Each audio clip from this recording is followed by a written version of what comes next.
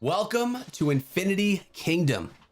As I fix my chair, what's going on, guys? I have been playing the heck out of Infinity Kingdom. As you know, we've been putting out a Clash of Clans video every day on the channel and alternating between State of Survival and Infinity Kingdom. The reason that I've been doing this is because I love the game. It reminds me a lot of Rise of Kingdoms that I played in the past, but it's better. There's so much more inside of this game, and I'm still learning so much, which is why I've brought my friend, my guest, the leader of the Alliance, and actually of the entire Kingdom 8, with me. Boss Nasty is on the stream today to basically guide me and all of us through the initial phases of what you're going to do when you download Infinity Kingdom. If you want to download it on BlueStacks, there is a link in the description of my video, which actually supports my channel. So thank you guys so much if you want to give that a shot. But Boss Nasty, thanks for coming on, man. I appreciate it. Thanks, Echo. Appreciate it, man. Happy to be here and to spread some love in IK. I hear it. Now, Boss actually hit me up just the other day and said, listen, this game is sick. And this has only been out for like a week or two, by the way. He said, this game is sick. You should really come check it out. And we'd love to have you in the kingdom. And literally his message to me, this shows you how a message can make a difference, has like completely changed my outlook and the type of content that I'm gonna be bringing to the channel, which is why I'm bringing 2 videos a day now. But I come in here to Infinity Kingdom. It's a kingdom builder, power war style game that has really some free-to-play player elements to it that make it super special. Not only that, the layout is different than what we're used to in games like Rise of Kingdoms and State of Survival. And it just is an amazing looking game with a lot of goofy elements to it as well. Like, as you can see, we have these Immortals, aka heroes inside of the game, and some of them are pretty goofy guys, so they add humor to the game, which I really like. It's just a really fun game that takes out some of the grind that we're used to in Rise of Kingdoms.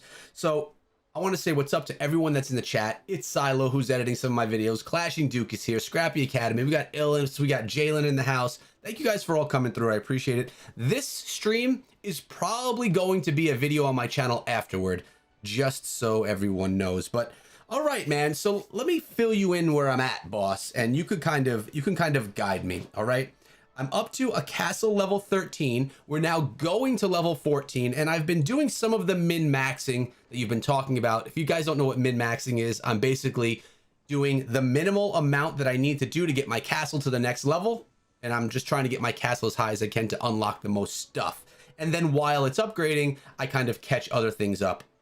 As you can see, there's some things that I haven't been able to upgrade just yet, and actually my troops, they're pretty full. Because, boss, talk to us about the training grounds and how the amount of troops that you can train is different than people know from Rise of Kingdoms, because this is a feature that I love in the game. Yeah, Echo. So I think the training grounds is really interesting. I think with myself coming from Rock and some other kingdom builders like yourself as well, it is a healthy change, right? In other games, you have unlimited troop buildings that you can do for training, and sometimes when you get into like the spender realm, right, it can get pretty, I don't want to say necessarily imbalanced, but the gap can be pretty wide. So in IK, right, you have a limit on how much you can do. Buildings in IK go up to 40, so you can eventually get your training grounds to 500k. And then there are some lore talents that can increase that as well by a small percentage. But the reason I like it is because I think it adds a lot of soft cap control to the game that allows for the free-to-play or new player a better opportunity to compete with any levels of whether you're low, mid, or high spender. Now, of course, if you're spending right, you can still have some other additional advantages, but I do just like how it is more of a free-to-play element with kind of this soft control that they put in, allowing for more players that are free-to-play or low spenders to engage and be able to do a lot more in the game without there being as wide of a gap like there is in others. Yeah, I agree, and I like that too. And we've seen caps to a bunch of things, like well, first of all, if you guys don't understand what he was saying, just in case, you can't train troops all day, every day, and pay for more and more troops to the point where you get hundreds of millions worth of troop power. Your troop power is capped, so you can only become you can't get that massive lead over other players by having all max tier troops and just continuously training thousands of them per day. So that's a nice feature inside of the game. Now, something that I've been having an issue with that I don't really understand, boss, is with my farms and quarries. So right now, if you're watching the screen, my farm, when I click on it, it says my warehouse is full. Now, my warehouse is over here. And yes, I can see that it can only hold a certain amount and the storage is full, but is that it? So how do you... Oh, we got a nice little sub coming through from the void. Thanks so much, man. I should actually probably turn on my stream alerts and my merch alert and even the stream chat. We'll get the stream chat up there too. Although that's a little hard to read. We'll probably take it out. So the most important. I know. So how does it work with the warehouse space? Aren't I going to run into some issues where I don't have enough loot and I can't add any more loot to it? Or is that the only way? You know what I'm trying to say? No, I'm 100% there with you, Echo. So the story, the warehouse works, I would say similar to other games as well, right? So you have your protected resources, which is anything that you collect from any of your RSS buildings in game, and then for any items that you pop as well. So if you go into your item tab and let's say you have some items or some chests that you have not opened yet, when you use those, and we did test this actually yesterday, which was interesting because, but essentially those will be protected. The only unprotected ones that you'll have will be any of the resources that, the ones that you gather over the cap. And then like resources, if you were to loot any from other cities as well, if you did some PvP and you attacked another player and you got resources from them, right? Once it goes over your cap, those will be lootable, if not right away. So it's really just the gathering and then the PvP attacking. Those resources, again, will be lootable. And then some of those will also be lootable once you go over your protection limit as well. All right, so I actually just teleported, which I want to talk about teleporting in this game and how awesome it is. I just teleported right next to an alliance mate because I got burned yesterday, man. And I'll tell you what, it felt bad getting put on fire, but I didn't lose much, so it wasn't like that big a deal. But there's a farm right here, which I'm going to go gather from. It's telling me your food storage is full. If you continue gathering, there will be no room for to store the resources. If I gather these, do I still collect those resources, or am I just wasting my time? Yeah, so no, great question. You will still get those resources. Again, once it goes over your capacity, that is when those will fall under to the unprotected loot. So those are ones that can be, but again, if you're in somewhat of a stable server, if you're in an area on the map where maybe there's not a lot of PvP going on, right, it's just allowing for you to increase your overall resource. So all the resources that I see on top of the screen, I notice right now that the wheat or the food is in red, the 1.1 million. That's because I'm full over here in my warehouse, but I could still go up to 50 million in there if I wanted to. Is that correct? But I'm basically putting it at risk. Okay, that makes 100%. Sense. Cool, awesome. All right, so I guess where do we want to start here? I mean, I know that we have the scrolls, and the daily scroll is kind of important, that you want to do the Well of Time every day, that you want to summon some Immortals if you can, train up your troops. You want to basically get to this final chest because of the market order that you grab, as well as the Philosopher's Stone. Should we kind of go through some of that? Is that one of the more important things for someone that's grinding the game in the initial phases to kind of progress for a free-to-play player? Yeah, no, I think so. I think that is pretty spot on. When it comes to utilizing your daily objectives, there's really only one out of all of them that you really want to, and don't get me wrong, you can definitely do all of your dailies, but there is one which is, I believe, the use 5, which is the use 5 XP or Immortal XP rolls. Like, that is one of the very few dailies that will not, and then also, if you scroll down a little bit more, like the resource boost item, the upgrade tech, actually there's a few more than I thought, that will not actually give you like lore talent EXP specifically. But the other ones, again, all of the other ones that you can get are all going to give you general activity points, which are going to go towards getting to that 100 chest daily, which obviously you always want to do, because the Philosopher's Stones, I can't really stress how important that is in this game. Yeah, and that's something that you told me from day one that I've remembered. Now I'm actually doing some. I'm attacking some of these. What are they even called? The what are these things in the wilderness called? The gnomes. The gnomes. So there's different kinds of gnomes. Each of the gnomes give you different things. I actually have a note here that the tyrant drops helmets and weapons, the rogue drop accessories and weapons, and the bacon or the backen drop armor and weapons. So you get different things from each of these that you attack. But if I go to my report, and this is something also different from Rock, when you do these attacks, you will actually have troops die, not just get injured. So as you can see, I just lost 1,171 troops just in the. Wait a second. Was that Yeah, that was my victory. And then I just lost that one, I think. But you will actually lose troops. So then when you come back here to your city, you obviously can heal the ones that got damaged, but you're going to continuously be lowering the amount that you have in your training grounds, which is why you're going to be able to continuously upgrade and train more troops as well, so you can get that 2,000 troops for the day. So I'm just going to train some of these up right now, since I am going to be losing some troops along the way. But if you're not doing this, you were mentioning something the other day, boss, that I should be deleting troops so that I could train troops so I can get that part of the reward. Yeah, so this is a little bit more of a kind of like an advanced tip, but one of the most important things if you want to advance your Lord level talent, and in order to dive deeper into the Lord talent tree, is Right. that you want to be able to get as many of the growth achievements as you can. And if you show the growth tab, you'll see one of those is called Elite Troops.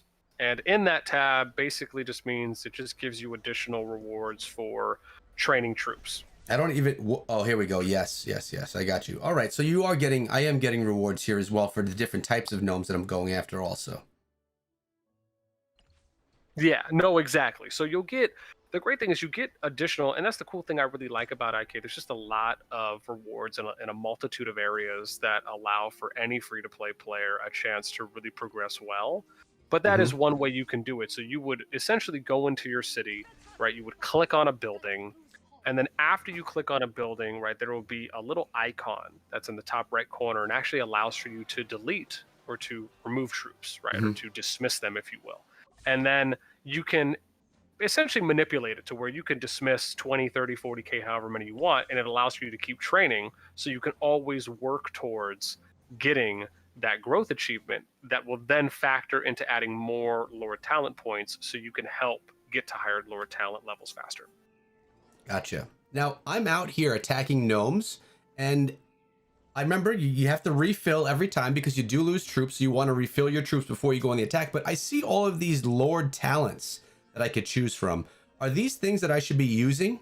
Like the experienced, or we have the divine walker. It's going to increase my march speed. Are those things that I want to be using when I'm attacking gnomes, or things that I want to be saving for more PvP events and stuff like that? Yeah, no, so a great question there. When you're doing that, you really always want to use it on gnomes. With bosses, you can use like a triple damage one, but it's the only one you can use. So with the gnomes, and then there's also different ones you can do when you're doing PvP, but for gnomes, yes, you typically just want to go in order. If you really want to do some testing, right, sometimes you can attack gnomes that are actually a higher level than your troop march. And so, like, if you tried attacking one that was higher than the recommended power, you could use the Divine Walker, which gets you the free AP. And it's a great way if you want to test to see if you can do a higher level gnome at your current troop power, just so then you can start getting higher rewards. Right. And then more equipment gems back as well. But utilizing those skills is a great way to save a lot of AP, and then to also get more rewards as well every day after your gauge fills. Now, I can't do multiple at the same time. Okay. I'm gonna actually, I'm gonna try to attack. It says it's too strong, or the enemy's strong, be careful. I'm gonna try to attack with the experienced picked. Think I'll be able to take him down? Probably. Let me see. What's the recommended power? The recommended power. Oh, I'm attacking level 11. I don't see where I would see the recommended power. Oh, so do this. So click off and then click the gnome. and then that should tell you. Okay, recommended power 17,000. Okay, yeah. So when you do that, try using a Divine Walker, which will save you the AP so you don't have anything wasted, because obviously you want to be able to win the attack to utilize on that first skill, which is going to give you the extra rewards. Okay, well, we're going to try it. We're going to see how it is. By the way, while I'm on this march over here, Boss Nasty, who is basically in charge of Kingdom 8 and the leader of the Alliance family, he also has a YouTube channel where he's putting out guides and things for Infinity Kingdom, really specifically for people playing the game, but really great knowledge is being put there. I have it linked down below in the description of the video. We took them down, man. Attack or defeat. We beat them. Nice. All right, good stuff. So that, I think, wait, did I lose? No. I lost. That was a loss. Yeah, you're good. You sent me into a battle where I was gonna lose, man. There we go. It's a setup. As I'm here promoting your channel. No, but really, if you guys are looking for stuff, for more information, I mean, I'm going to be bringing it to you, but he also can bring you even more in-depth information about Infinity Kingdom. Check out his channel. Like I said, it's linked down below. What's the name of your channel if people want to just search it up? So it's just The Boss Nasty, all one word. Yeah, The Boss Nasty. He's also right now in the chat. He's modded up so you could see him on YouTube, and you could just click on him and go to his profile from there. But it's definitely a good channel to follow for some of that in-depth knowledge. I know that I'm watching the videos to learn. And I see some people in the chat right now saying, you know, is this the end of Clash of Clans? And no, guys, I'm still putting out Clash videos every single day. And I'm doing these and State of Survival videos as a double upload. So you're getting 2 videos a day. And Diablo videos on my other channel, because who needs sleep? Who needs anything but to make videos, right, boss? Man, it's for the week. You know, there was that great quote from the James Bond movie with Pierce Brosnan. It was what? Gosh, it was the one with him and Halle Berry, and it was with the evil guy who changed. Apologize for spoiler alerts, right? But it was the guy who said something like, he said some comment when he was being interviewed, like going into his car, and some reporter asked him like if he ever sleeps. Gustav Graves, that's the guy's name from the James Bond movie with Pierce Brosnan, and he says, I don't know, he says essentially something like that, where it's like, you know, why he says something like, I can sleep when I'm dead, like it's something like that to the extent. And yeah. It's basically that. It's basically that. Now, I forgot to go in. So I'm just sitting here and doing all this stuff, but I really want to talk about the progressing of my city as well, and if I should be utilizing speed ups. At what point do I want to kind of settle down, catch everything up? Like, what castle level am I going to be comfortable where I can kind of slow down and not continuously min-max my castle up? Yeah, no, I think that's a good question as far as like how much actual time are you going to put into the game on an average daily basis when you start to as you level. I would say once you start getting to probably above 20, somewhere around 20 to 22, I think is a good point for when, and that's Castle 2021, Castle 20 to 22, I would say around there is when it starts becoming a little bit more straightforward. There's not as many prerequisites, and then in addition to that, the game just stabilizes a little bit more for you, and you can focus on other areas, especially once, I mean, again, there's also ruins, right, which is a whole nother can of worms that obviously takes a little bit of time too, but just for the account itself, I would say probably once you get to about that castle level is when things will start kind of slowing down. You'll start getting into a groove and a trend for a lot of your consistent actions that you do every day.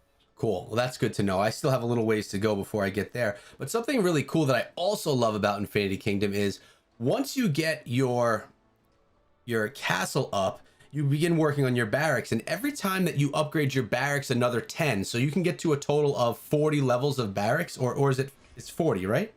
It is. You're right. So every time you get to another 10, you unlock the next tier of troops. And not only do you unlock them, all the troops that you have are automatically upgraded to the next level of troops. And if I'm saying anything wrong here, boss, you just let me know. But the cool thing is you don't have to spend your time taking all your tier 1 troops and upgrading them all the way to tier 5, because you start with the tier 1 and then you upgrade to the barrack level 10, you get your tier 2, tier 3, tier 4, and then when you get to the level 40, you get your tier 5, and all of your troops are going to upgrade themselves. So it just takes out, in my opinion, some unnecessary grind that just could get annoying in these types of games. So it's nice that we have Echo Lover in the chat right now. That's a nice screen name. Thanks, man. I don't know. It just took out a bit of the grind that I really liked, or that I really didn't like in the past. But I'm going into the Hall of Immortals right now because we have some free shards. Now, I haven't used any of my shards yet. only the free ones that I get every day. I have not used any. I'm kind of saving them all up. I'll probably do it in a video. But you unlock different fragments here, or puzzle pieces of these heroes. Then you're going to be able to use those to upgrade your heroes, aka your immortals. And boss, I want you to go into a little bit of depth here, talking about the immortals and about the marches that we're building, because this is also something that's different. And if everyone notices here, I really focused on these top 4 immortals because they're part of my primary march. Keep in mind, we also have dragons inside of the game, which will be part of your march as well. I now have the level 10 water dragon, Boss Nasty. I'm very proud of this dragon, my first ever. We're upgrading him right now too. But you know, you get them as these little baby dragons, and they're super cute. And then you upgrade them to make them stronger, and they're basically part of your troop march, which is, you can see I have set up here, which can be modified. You have 1 immortal, 2 immortals in front, 2 in back, your dragon behind that, and this is your march. And you could set up to 4 marches inside of the game, switching out whatever troops you want for whatever your purpose is. But let's talk about the immortals for a minute, and how should we spend time upgrading these immortals, and what's important? What are the immortals that you should be focusing on, especially if you're not going to be a massive spender inside of the game?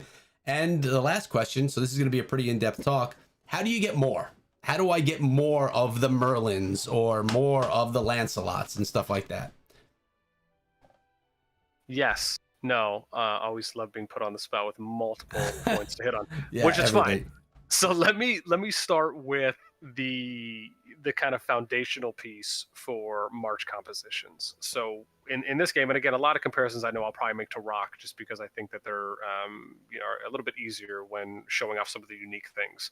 Is that in Rock, right, you have 2 commanders typically you start with. In IK, there's 4 commanders, essentially, i.e. immortals, plus the dragon. So you have an opportunity to do kind of a 5-unit customization for each of your marches. This allows for not only deeper customization, but more synergy options to trial and error as well, right? So for me, I've always loved the ability to be able to dive deeper into some of the theory crafting on march matchups, whether you're attacking or defending, right? And I loved what Rock offered, but it was only 2, right? So the difference here is we just have more access. Now, as far as how to get the most amount of immortals and the best opportunity or chance to, is going from Hall of Immortals, like you were saying, and doing those 9 pools is by far the most important thing, because you essentially get 10 immortal picks for the price of 9. And that is 24/7, like 7-Eleven for all my Cali boys out there and gals, which is fantastic. And then from there, right, you can just do the free summon for the regular soul shards or the philosopher shards, which are fine. And when you're farming skills, that's the next important thing. So it's gnomes are going to give you the best for experience. Well of Time is going to give you your tier grades, which is that shield in the top right corner next to each of the names that has the plus number on it. And then that'll allow for you to increase that. That goes up to 20. Immortal levels go up to 40. And then to do upgrading equipment, right, you'll also get that from gnomes in addition to experience levels. And then lastly is upgrading the skills. And I just call them puzzle pieces, but you'll find those in the market. And the cool thing I like about the market, which is, in my opinion, I cannot tell you, it's almost like I have a passionate bubble that is about to burst with how amazing this is. Because the comparison is that if you look at a game like Rock and you take a look at like the courier station, right? You cannot, the only thing you could purchase in there is resources, boosts, speed ups, and then you can do like some of the stars to upgrade to get to a higher tier level. But in the market, which is similar to the courier station, you can actually fish and purchase immortal sculptures or commander sculptures, but in this game it's immortal soul shards, and you can level up the skills that way. I mean, this is such a big win for the free-to-play players. It is almost not even comparable, which is why I love that this is in the game. Yeah, I like it too, and I actually have not been doing crazy fishing right now. Like I've been, as you can see, I have, these are refreshes, as you can see on the top of the screen.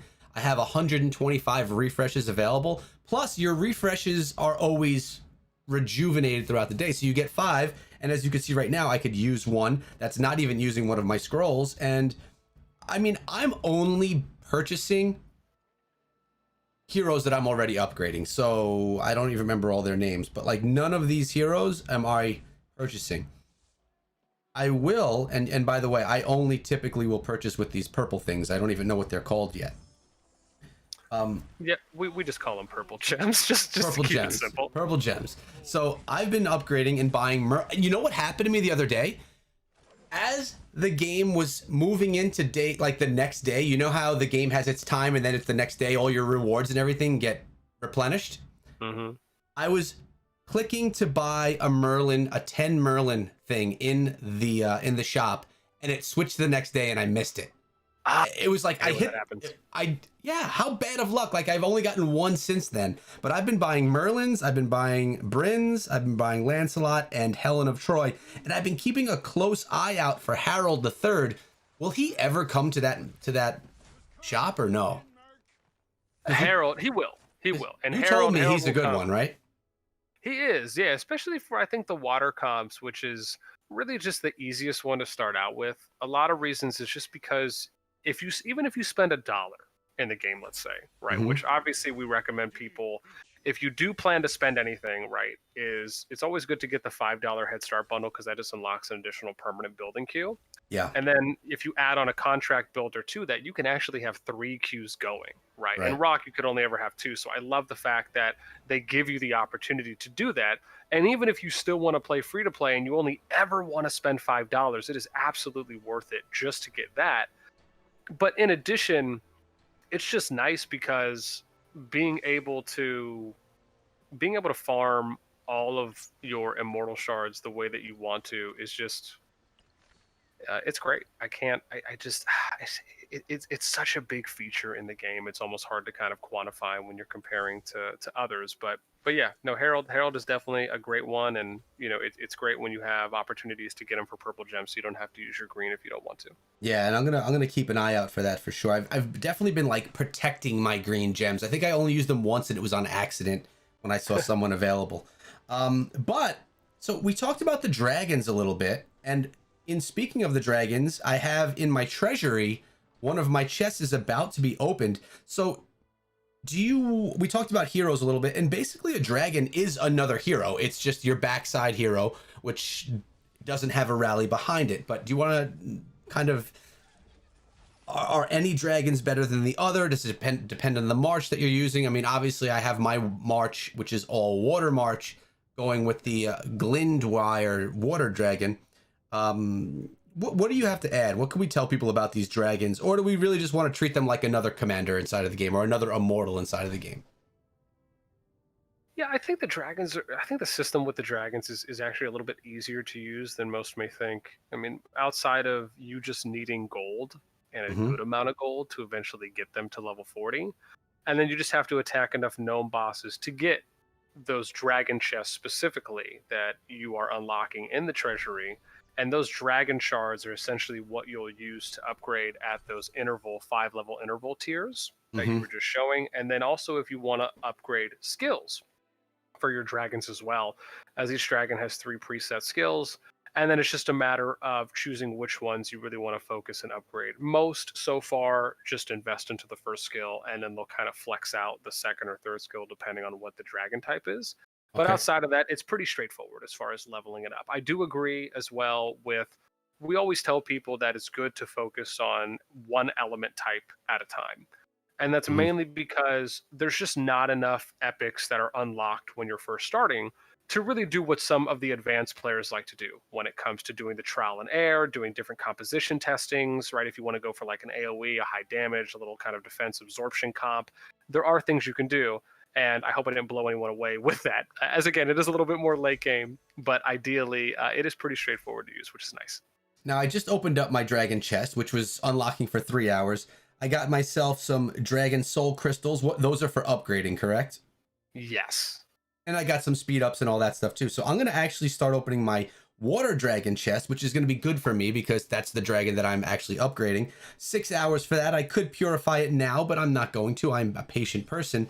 And as Boss was saying, to get more of these chests, it's really easy. Instead of going after the gnomes, oops, I hit the wrong button there. You're going to actually be farming the gnome bosses, and it's pretty easy stuff. So let's actually go and do that right now. So you have the gnomes up top. The second tier are these gnome bosses. And I'm gonna go and we'll find an easy one, a level 1, because I'm still. Oh, there's nothing in my area. Level 1. What about this guy? Obviously, they need to be available on the map where you are, and I think I may have moved to a more difficult section of the map, boss. Yeah, And man. Maybe. oh Yeah, it'd be no! interesting if you're right in the middle and all you get is the level 10s.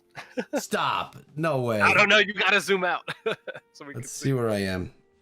No, I didn't go to the middle. I'm still in the green zone. Can you see my map there? Yeah, you should be okay. So hit the button that's next to the magnifying glass, bottom left. I think I got to zoom back in for that. Magnifying glass button. Bottom Next, left yep, above there the we are. chat. Yeah, The I'm in. map parchment with the dot. Gotcha. I'm there. Awesome. And then if we zoom out a little bit, you can then hit the resource level circle that's at the bottom left and then deselect the city level. Okay, I'm in a green zone. Awesome. So for that, right, you're going to get probably somewhere between like level 3 to 6, maybe 3 to 7 for the gnome bosses. To find what you want, you would probably want to go to the border just east of you for that like teal blue to that like more transparent white. Yeah. And if you go there, yeah, between Thalo and Anemoy, if you go kind of in the border between those, you'll have access to more favorable gnome boss levels. Yeah, but I don't have buddies there to protect me either. That's why ugh. Oh no, you should be okay. I got my big boys on notice just in case anything pops off. I don't know, man. I got burned yesterday and I wasn't happy. I didn't like it. Let me see if we got anybody down here, because then I can show people how to teleport too, but I won't be able to. So we have a few SS people right here. Is this an area that would be a comfortable place to be? Yeah, that's probably okay. Just check and look around the district just to see if you see a level 2 or 1 boss first, which you should be getting close. There's a level 1 right there. Okay. Easy. So this is what I want to do. I'm going to go waterfront right now. We're going to have to move from my new boss, my new friend that I was just was there with him for an hour, but we're going to relocate. And this is an awesome feature because in other games like this, in all of them, you need to purchase or unlock teleports. But here you can teleport instantly, or you can relocate. And what you do when you relocate, it just takes time. You have a little carriage that leaves your city and it moves here and takes 5 minutes to set up. So we're going to relocate. That's going to take 16 minutes, 17 minutes to happen. And then we can go looking for those bosses because it's really fairly easy. Now, if we go back here, you'll notice my cart's going. Once it gets there, I relocate and you don't have to spend on a teleport. Obviously, there may be times when you have to instantly teleport for whatever reasons, but it's nice to have this feature as well. I like it. So, I guess maybe we should be going on over to the Immortals again and talk about upgrading, because I do have Helen of Troy who's available for an upgrade. She's got enough of her shards or her puzzle pieces here to develop. So I'm going to develop her, and this is going to bring her up to a 4 diamond Immortal. And that obviously means she's stronger. Do I know how much stronger? No. But I want to get as many diamonds next to my Immortals as I can. And now they get equipment too, which you farm. You could switch equipment, you could upgrade equipment, and something I've never done was strengthen equipment. And I don't know if I should be. Is this something I should be doing, or am I not getting good enough equipment yet to be upgrading any of it? Yeah, so the great thing about the equipment is the short answer is yes. You should always be strengthening. Now, the one thing I will not tell you to do, or better yet, I will tell you not to do, so I make sure I get my wording correct, Okay. which is don't click the one-click strengthen. And that is mainly because if you click that, it will immediately max that piece of equipment to its max level. And the main thing about equipment is you want to get resonance bonuses, right? Because it'll give you additional rewards, or excuse me, additional stat buffs overall. And the resonance bonuses come up every 5 levels. So as an example, if you were to click strengthen 5 on each of your equipment pieces one by one, Yeah. once you do the strengthen 5 for the 4th piece, it'll pop up as a resonance 1 or a resonance +1 that you can get for that. And the cool thing about the equipment is that that's really what you want to do, right? You want to get all of your Immortals each to have all level 5, then all level 10, and then so on and so forth. Now, if you, let's say, dismantle equipment in your alchemy lab, which is fantastic because you get, at least from what we've seen, right, 100% value back on any equipment that you dismantle, you can then immediately reinvest it into higher equipment grades for your immortals with basically zero loss, which is amazing. Okay, so I'm over in my alchemy lab right now, and I haven't messed with it because I didn't know what I should be dismantling. So maybe you can guide me right now. I have all of this gear, and I have a bunch of these puzzle pieces for the heroes or the immortals. Should I be dismantling immortals, or I shouldn't be, right? I want to unlock at some point all of these immortals, and it would be silly to dismantle any of this, correct? So, okay, so dismantling immortals is a little interesting, but it is also not okay. So let me start here with that. It is okay. It depends on what you want to do, right? So this is going to be a little bit of like a simple tip and then an advanced tip because there are two parts to it depending on how you want to play out your account on the game.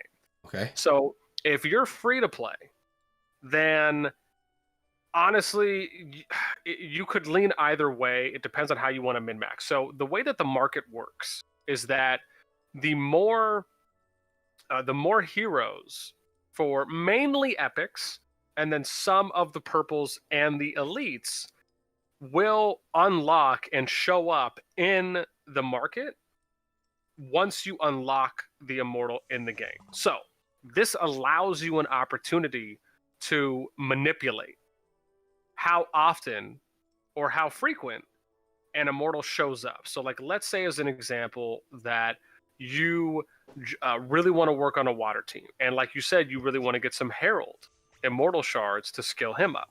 Mm-hmm. Once you summon Herald, and let's say you have 4 or 5 other epics that you haven't summoned yet, you can then just summon him, keep using your refresh goals to get a higher refresh rate chance for him to show up in the market, and then just buy nothing but Herald. So you can essentially max skill out your immortal faster. But at the same time, you lose out on green gems from unlocking more immortals when you do not summon any that you are able to, right? So then you can get more green gems to use that for pulls or to VIP or whatever else. So it just depends on how you want to play it. For myself, I'm just unlocking everything. I'm just being super simple. But other players I know that are doing a little bit more min-max because they're trying to focus on just getting more market pulls for a specific element comp are doing it that way. Okay. Someone in the chat said, you're teaching the game like a Harvard class. And this is really, that just got me a little confused too, but I get it. I understand when you're talking about that's too high end for me at this point. That's definitely not your beginner stuff. So let's go to something more simple, which is the equipment, right? And someone in the chat said it. It was Fresh Killer 23. Basically, I should be dismantling all the gray and keeping the green until I start getting blue and purple. Then I could dismantle the green. So should I just go in here and all of my gray weapons and stuff dismantle? Would that be beneficial? Honestly, I think you could do it simpler than that. I just dismantle everything. Why? So why do you dismantle everything? So this is what you want to do first. So go over to your immortals first. Let's do that. Right. And this is a good, simple process for anyone to do. You always want to go into your immortal tab. And then what you want to do is you want to click on each of your immortals in your primary composition. Right. Okay. And you can see that if any equipment there is for you to upgrade, it'll show you with like a little red dot. So if you go through each of your immortals in your water comp and you do not see any equipment that has a red dot or an icon, I think it's a dot or border around it, that gives you an opportunity to swap it out for a higher grade, then you know that there's nothing in your current inventory that you can upgrade. So it's okay to dismantle everything. Oh, so really, nothing is better than what I have. So let's turn it into shards so that I can upgrade things in a different way. Exactamundo. Okay, so do I just click one click place? How do I do like everything at once? You have to kind of slow play it. So you have to do the one click the dismantle, the one click the dismantle. Unlike the immortals where you can press and hold, which is a nice little tip because it'll put everyone in there. But yeah, this one you have to. So you can click the one click place button at the bottom and then dismantle, and that's a little faster, but it still only does 6 at a time. Okay, but one click play. You know, it gives me more click time in the game, and I'm getting 60 of the green gems. Or not green gems, the green crystals, we'll call them. Oh, this isn't bad. And those crystals are going to be used for me to upgrade my equipment when I'm actually trying to strengthen the equipment, correct? Which I should do actually next. Exactly, yeah. And that's the next process you do. So it's kind of like a 3-step. It's like you check your immortals, If you can't upgrade or add in any higher grade equipment, then you go and dismantle everything, and then you go back and upgrade everything to start working on getting those resonance bonuses for your primary March Immortals. Dude, how long have you been playing this game where you literally know all this stuff already? Like, I mean, I've only been playing for a few days, so I have the excuse that I'm new, but I mean, I know you were in beta. How long have you actually been playing? Oh, gosh. So I started playing on server a little after server 4 came out, which came out in, and I could tell you as I have to look real quick on the. Okay, so server 4 or Norheim 4 specifically released on September 17th of last year. I think I started playing maybe about a month after that. Somewhere around a month to a month and a half, I think, after it came out. So around what's after September, October. Yeah, So yes. around gotta make sure I get these months right. But around mid-October, I think is when I started playing myself. So I've been here for about 6 months four or so. months. Yeah, yeah. No, Yeah, no, so you're right. somewhere 4 months. 4 months. My months are off. you're we're in the same boat. But yeah, so about 4 months, and essentially what I did is kind of like what you're doing now. I just made a test account in server 4, and I just clicked on everything. I read everything. I started going into the IK official Discord, and I was asking questions. I was just trying to consume as much knowledge as I can, along with doing just general trial and error with some of my friends as well. And then we did our next big test by gathering about 70 players together, and we went to server 6. And that was when we really were able to figure out a lot more about the game, because we had a chance to play in a server from day 1. Got you. Okay, cool. I have a couple of questions that are coming from chat, which I want to address, but I also want to say while I'm on the screen, I really like this deal here because she's one of my primary heroes, and I'm able to unlock, just through doing different events inside of the game, I'm able to unlock her different shards or puzzle pieces.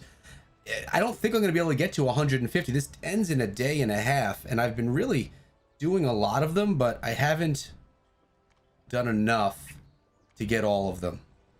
Oh, yeah, man. It's good value for Helen, man. Yeah. I mean, Yeah, you still have time. I do. To do as much as you can. But yeah, getting the 7-day event like that you just showed off, I think is fantastic for new players, because it really gives you a good opportunity to max one of the early elite or purple immortals in the game, and then it also Yep. just gives you an insane amount of resources and rewards. And if you go back to that and you look at day 6, there is an interesting buy there, which is on the bundle. I want to say it's on the bundle tab. The If you go discounts there, tab. yeah, thank you, discounts tab. Hmm. And if you click on that, right, this actually gives you an opportunity to get a free epic. And there's a couple choices, sorry, not choices, but just a free random epic. So you can either get more of a current epic you have, or if you don't have any at the time, you can get it. Now, this is pretty good value for the 3K green gems if you want to spend it. It's obviously up to each player, Hmm. but it is a good way to get some early epics within the first 7 days if you don't get any from your 9 times summon pools in the Hall of Immortals. Got you. And that's something I may do, but I do have one epic, which is my Merlin, correct? Is that his name? Merlin. Yes. Now, before I give you a question from the chat, because it's a good one about moving servers, the gear, the equipment that I have, I should strengthen them. We should strengthen them to +5 across all the boards for all of my 4, and then go to +10. And if I ever want to dismantle this, I'll get all of that resource back. So strengthening does not hurt me over time. Did I summarize that well? Perfecto. That's All right. exactly how it works. Cool. Now, while I'm doing some strengthening, someone in the chat mentioned, how do they join our server? And I assume they've been playing already on another server. So can you leave a server and go to a new one? Is there a minimum castle level, or do you have to start a new account? Because you can still start a new account in our server. The game is new enough for that. So how does that work? Exactly. So there's 2 parts here. If you either do the easy route, like you said, where you just create a new account, which is fine as well, because you'll still get the 7-day event to take advantage of. The second way is you could you would have to wait until our server hits 90 days old. And then you could come, as long as you're under 1 mil power. And then if Echo wants to show it, you would have to go into the Alliance, and then you would specifically go to the Alliance shop, And in there's a space teleport, and you essentially just have to purchase enough of those to then be able to migrate to our server. All right, so how do I get to that shop so I can show it on the stream? Got it. So you'll go Alliance at the bottom middle right next to Chronicle and items. By the way, I love this alliance screen. I feel like I'm in the castle with you guys. It's really, Yes! it's really awesome. Yeah. Okay. I'm with you. It's a lot more intuitive, and it does feel like you're a part of a little bit more. So you'll go here, and then you'll go to the Alliance shop. Okay. Is what you'll go to, which should be up to, I think, about the left side of the screen when you get there.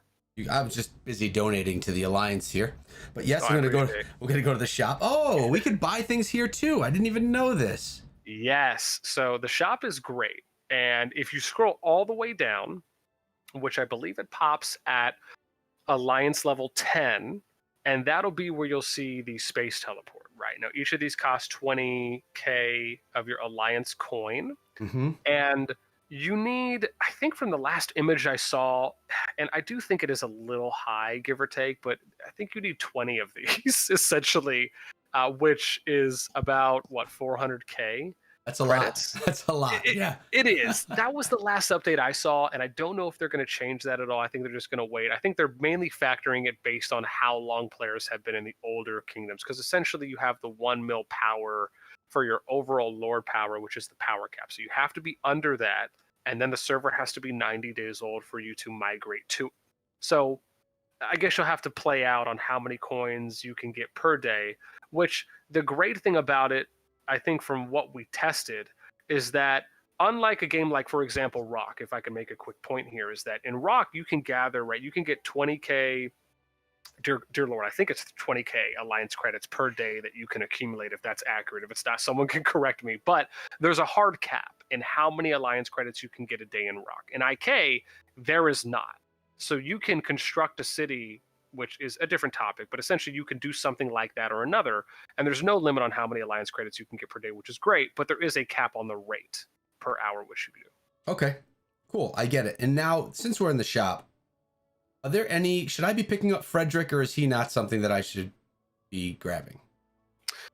Okay. So the shop, I would say the most important item in the shop is actually the contract builder.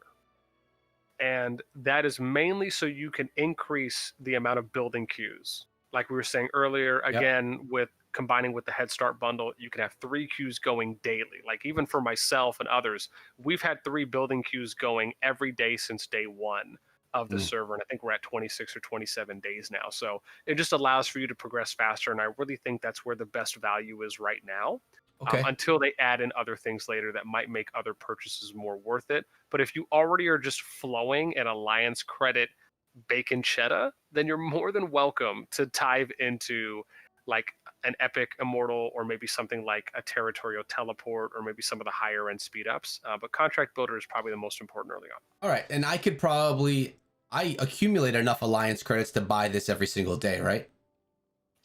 You should. Yes. I mean, I have almost 8,000 and I've only been in for 3 days and I haven't been participating in much besides upgrading. So I'm going to purchase that builder right now. Oh, I own a few already actually anyways. And I'll get something else upgrading right now. So what would you recommend? So right now I have my castle's going to level 14. I could speed it up. I mean, maybe that's what I should be doing right now, is speeding up my castle. I'm gonna do a little research here while we wait.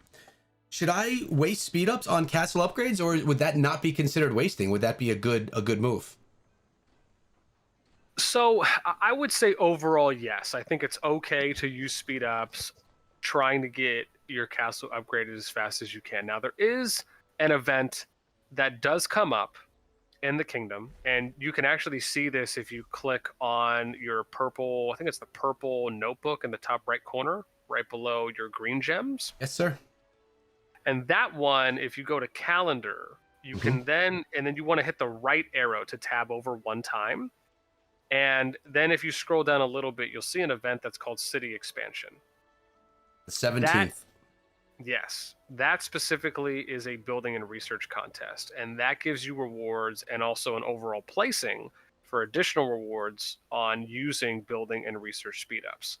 This event does come, I think, in the second week of a new server. So it's really up to you. If people want to save up and they want to try and go for that event to place decent, then they're more than welcome to. If you want to just boost, pass, and not worry about the first event because you're trying to grow your castle, you can do that too. I think I'm gonna wait. I think I like the extra rewards. If I could hold off on them, I may as well. Plus, I have the yeah, I'm not in much of a rush. So now, upgrading is my castle. And what else do I have upgrading right now? Let me see. And my spearman barracks. What should I do next? Should I be trying to get all of my barracks up? My hospital could probably go up a level. What should be something that I'm upgrading? I know you said the resource production areas, but I feel like I'm not even getting as much value out of those because my treasury's been full. Yes. So that is a good point. Again, you are going to eventually spend, whether that be from troops, from upgrading buildings, from just healing, you will eventually get to a point where, and it's usually a little bit of a bottleneck. It happens in the beginning, probably up until somewhere around castle 20, maybe somewhere 17 to 20, give or take, where you will then start, because of all the upgrades you're doing and everything else that you're using resources on, you will eventually want to upgrade those. Like where I'm at, for example, I don't even know where my main is at right now. What am I, 26? 25. So Tough guy.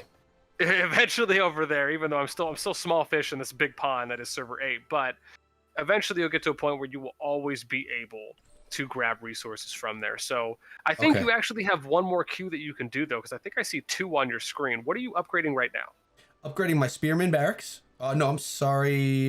Yeah, my spearman barracks. I chose that because my spearmen have the +5, so I just figured I'd upgrade that one. And my castle are upgrading right now.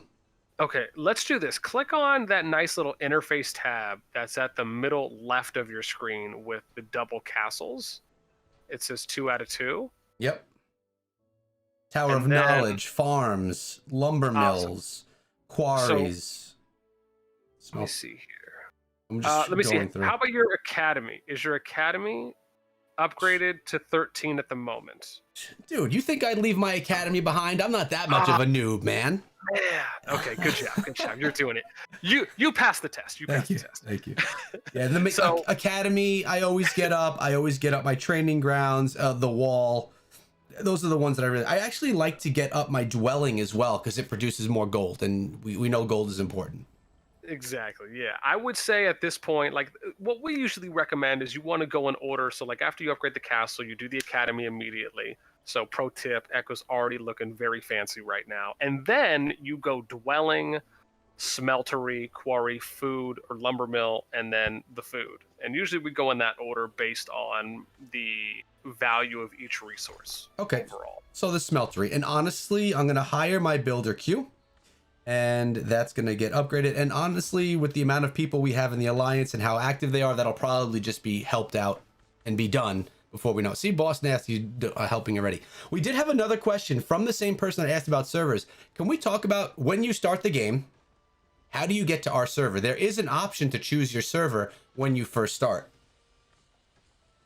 So when you first start, and again, this is similar to Rock and other kingdom builders, right? Even if you play SOS or others, from usually when you start your first account, it typically will default you to start in the newest server out. Right. Now, if you want to change, you just have to go to your profile, which is in the top left. You go settings, and then you click, I think it's character, and then it will give you the option to swap your accounts or to create a new character. And then you can choose what server you want to start in if you want to do it that way. So if you're someone who doesn't already have an account and you're interested in joining server 8, that is how you would do it based on you default starting in server 13 at the moment. Yeah, so as you can see right here, I have 2 characters because I initially started out in server 10, then Boss hit me up and I realized I should start a new one in server 8. But yes, you just, I mean, I'm not going to do it now because I don't want to create a new one, but you hit new. Yeah. And I listen, I can barely manage one, man. So, but you hit new and then you just choose server 8. So easy stuff right there. And we got the upgrades going. I wonder if my manual teleport has happened.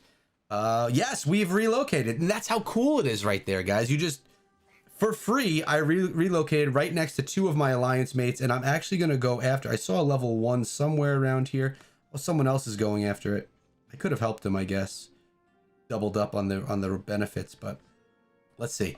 I'm gonna try to get some of those dragon chests, so we're gonna go here. Although this is a little bit out of order from what we spoke of before. Nothing, no number ones. Oh no, this guy's taking the last level 1. All right. There you go. You should find one. I want to say if you search a little bit more to the right, in that right district, and you look around that, maybe going up and down, you probably might find another. So I literally have to manually search, you're saying? Yeah, so best way is just to zoom out all the way so you have a little bit of a wider area coverage, and then the gnomes, the bosses will show up like a little spider claw, and then yeah, if you just look around enough of the territory, you should eventually find one. I got one. He's far, but I'm gonna go after him because it's for the chest. You want to always have those dragon chests going. Now, Matness asks a great question. By the way, Matness is a good friend of mine. He literally follows me to games and definitely tries games out when I suggest them. He is asking because he's not the biggest fan of State of Survival, which is the other game that I'm covering. So basically, I cover Clash every day, and every other day I put out a State of Survival video, which is similar to this, but in a zombie apocalypse world. And then I put out this game, Infinity Kingdom, because I really do love both of them, and I love kingdom builders. And I know you've played a bit of State of Survival, as have I. What's the difference? Why is this, in your opinion, better than State of Survival? And obviously, I think that you probably believe that since you're playing this one rather than that one. Oh yeah, so I will say my experience, just to provide context first, is really only playing SOS for about a month. And that was really more at a extreme beginner level, just so people do not assume or may think that I have a plethora of knowledge when it comes to SOS. I'll defer to my buddy Shadow or High Voltage for that. So what I will say, for me, I think it's a little bit easier to maybe make a comparison to Rock because I have a little bit more experience in that game. But I will say that some of the big simple points I always point out, are, no pun intended, is that one, like you showed off with the relocation, that is absolutely fantastic because I think in a game like Rock, you have to use teleports to do everything. So I love that they added this other mechanic. You could essentially go from the top left corner of the map to the bottom right corner of the map, probably in about 5 hours, right? Which, yeah, that sounds like a long time, but it's awesome that you can do that and you can move anywhere. The fact that you can pull Immortal pieces to upgrade the skills from the market, which is something that is unheard of in a game like Rock. And so I think that's probably the second biggest thing that I like. The third thing is I like you can have 3 building queues, even if, and sure, you can make the argument that in other games, right, if you get to a certain VIP level, it'll unlock the second building queue. But at the same time, it is only $5. So even if you're free to play, I would imagine that scrounging $5 probably is a still lower barrier of entry. And the fact that it allows for you to level your account a lot faster. I like the fact that it's still point-to-point movement. I know some people have mentioned about open field, which I know other games like Rock have in them. But with where the game is at in beta, just coming out of beta, I should say, are just some of like the really good things. I like how you have a Lord Talent tree, which is different than your Academy tree. That's something that Rock doesn't have that I love about IK. I think probably the most important thing outside of those, without going down like a list of 20 things, is that something you told me early on when we first met was that you like to play visually appealing games that just look polished. And I think IK, in my opinion, immediately resembles that. Yeah, it's, as far as how it looks, the game is great looking. It does look more polished. And now that the way a game looks doesn't make it a good game or not. But in my opinion, I mean, I like a good looking game. And you could tell even from the Immortals, from the way that the city's set up, and even here in the open field, everything just looks a little bit better than other experience that we've seen before. Now, I don't think we can compare this to State of Survival, though. It's just too opposite. This is more of like a bright fantasy type world where State of Survival is a dingy, dark zombie death world. So it's tough to compare that there, but you can compare this to Rise of Kingdoms. Now, I don't want to say that I don't like Rise of Kingdoms because I do. I think I just grinded myself out on that one, and I was looking for something new, and this is a perfect time for me to join up and come over here. Now, the cool thing that's about this right now is you guys always want to play games with me. And a lot of times, like in Rise of Kingdoms and other games like that, it would always be too late, but it's not too late here. Notice I already just took him down, and now I will have unlocked another chest, which we can go look at. Here, you could still join this city. you can still join this this server. So if you want to play together, this would be the time to do it. This would be the place to come before there's hundreds and hundreds beyond this, which I do believe we're going to get to, and there's not going to be any available. You won't be able to get in. So all right. So now it doesn't show the trek. Do I need to get back to my city before the chest shows up here? Yeah, so I made this somewhat mistake early of thinking that the chest was going to pop in the treasury after I defeated the boss. You have to wait for the march to return to your city, and then the chest will show up there. Got you. By the way, we have some Kingdom Builder royalty in the house right now. Chiscool just came through to say what's up. What's up, my man? We're actually, Chiscool is the first one to tell me to take a look at this game. And I did, and then Boss hit me up, and it was literally both in the same day, which really did change my direction. But what we're doing here is, Chiscool, Boss is kind of filling me in on all of the basics beginner stuff. Not only me, but the audience as well that are new to the game. So a lot of this I've known, but I am picking up some other tips along the way. And I want to remind you guys, if you just got here, or if you're getting here late or whatnot, Boss has a YouTube channel of his own where he's really breaking down Infinity Kingdom. It's linked down below in the description of this video and or live stream. So give him a follow. Go check out what he has to say. I mean, it's cool stuff. So we talked about Immortals, right? I still have to do a little bit more of my Immortal gear. It looks like I did mess up a little bit on Merlin. I seem to have upgraded his a couple of levels before, so I have 8855. But I'm gonna go ahead now and strengthen.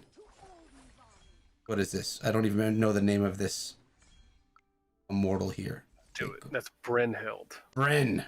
Yes. I love the heroes. I really do. I think that the Immortals are done really well here.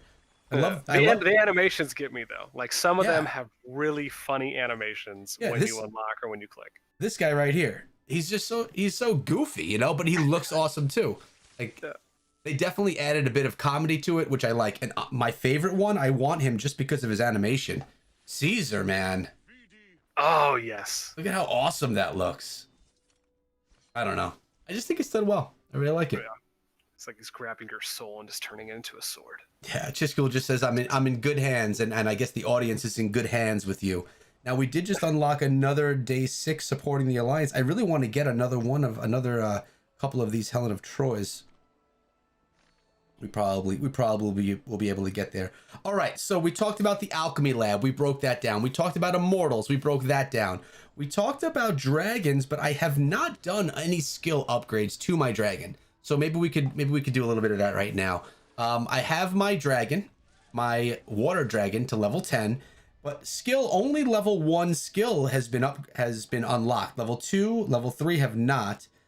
And the status, I guess, down below is just how upgraded they are. I guess 25 would be a max level. Oh wow, look at that. So the 25 is for your tier. So you unlock the additional skills when you hit 15 and then 25 respectively. So at 5 you'll unlock, at 5, right, you'll unlock your first skill, 15 second, and then 25 third, and then your dragons can get maxed out at level 40 overall. Okay, understood. So now when I go to my skill, how do I upgrade this? How do I upgrade the skill? There's a domesticate button also, which I don't understand. That is essentially the skill up button. Yes, they just gave it a nice fancy language.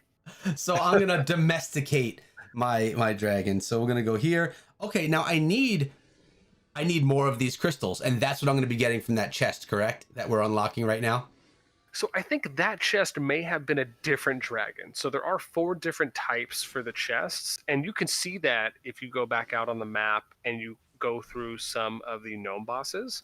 But in short, the spider is going to give you the death stinger is going to give you the water.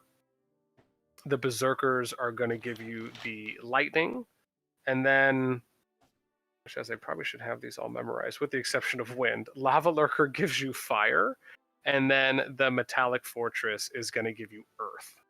Okay, so you can actually farm the appropriate ones, and I didn't know that. I thought they were random. Yeah. So the only one you cannot do is Wind. Now, Wind is the other comp outside of Shadow and Holy. And with Wind, you have to do that in Arena to get those green shards that you can see from the shop. So Wind is a little more difficult to do, and you can make the argument that it is I don't really want to say it is like a heavy spend, but it is more of kind of like I would say more of like a free to play light spend if you really want to try and invest just for the dragon, mainly because you have to use green gems to get the shards to not only domesticate, but to do the interval level ups at 15, 20, and 25. Okay, now you mentioned the arena. Let's go to the arena because I have really just been autoing through the arena just to get the points every day. What are we actually doing here? This is a PvP element to the game. I think I'm still just playing, bots because I haven't done much of it, but I'm going to go into a challenge right now with my march, and this is my troops actually battling. I have it on auto times 2. I'll do it. I'm praying for you. I mean, I've been winning these like crazy because it's just, I'm not really playing real people yet, but my dragon's not part of this, huh? It's not part of Arena. So Arena's going to have, well, actually, to be honest, it should be, go to your formation. I was going to say, just totally caught me off guard there for a moment, but I'm good at that.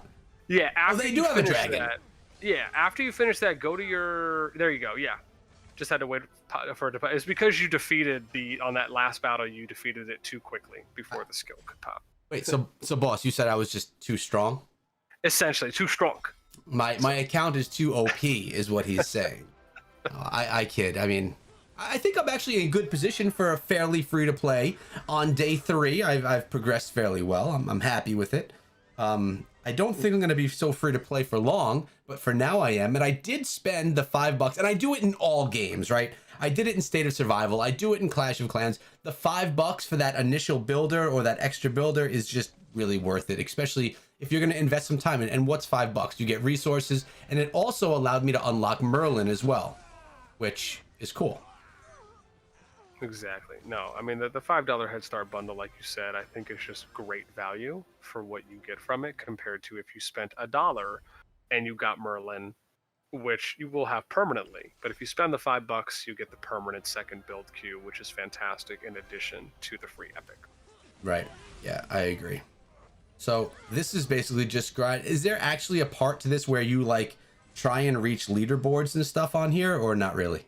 There is. So if you take a look at the leaderboards now, I'll probably give a couple shout outs just to some of my guys. JoJo and High Voltage and up on top. Yeah. So if you look at the boards now, right, and like let's say you look at, so like JoJo and HV are the only master class tier players we have in Arena right now. But if you click on like HV, or if you click on JoJo's March, which is the little knight piece with the magnifying glass to the right of the tier, you can then see what compositions they're running, right? So if they have a primary, if they're running a secondary march or third, and then in addition to that, if you click on the Immortal, that's on there as well. So if you click on any of them, really. Mm-hmm. Tell the Hun. Yeah, so if you click on them, the cool thing is you can use this to like scout information. So if you want to look at what custom skills they're running on specific Immortals, and you want to look at that for each of the Immortals on their lineup, then you can do a little bit more theory crafting if you want to try and run counter matchups or counter skill matchups, or even counter element matchups. You can try to get wins. You could even change your composition placements and positions in that if you want to swap your front line, or if you want to swap your back line, or try just different Immortals to inject. So there's a lot of really cool trial and error and theory crafting that you can do in Arena once you start getting to some of those higher levels. And of course you get more Immortals and then eventually more skills unlocked. Cool. I like this a lot. Actually, you just gave me a nice video idea as well, so I took note of it. But see, my concern about this genre of game altogether, and this is something I just ran into in State of Survival. I'd been grinding State of Survival for I shouldn't say, that's not true. I've had my account in State of Survival for a year, right? And I had a good alliance, but they didn't have the communication like we have here in SS. So I decided that I needed to get, and look at all these I'm picking up right here for day 5. I decided, I needed to find an alliance for support, for content. I always get concerned that I'm going to invest money and time into this account, and then it's going to be time for a jumper, and I'm going to be screwed and have to start all over again. Like, how do you deal with that? And do you think that's something that is a valid concern? So yeah, it's actually another video idea I had as well. But so no, you're fine though. It is something that I think is good to clarify. So jumping in IK is almost non-existent, which in my opinion is fantastic compared to what you could do in Rock. I think it allows for everyone to start on the same field and just has a nice more balance across the starting line, which is great. Now, that is not to say that you could not try to do it.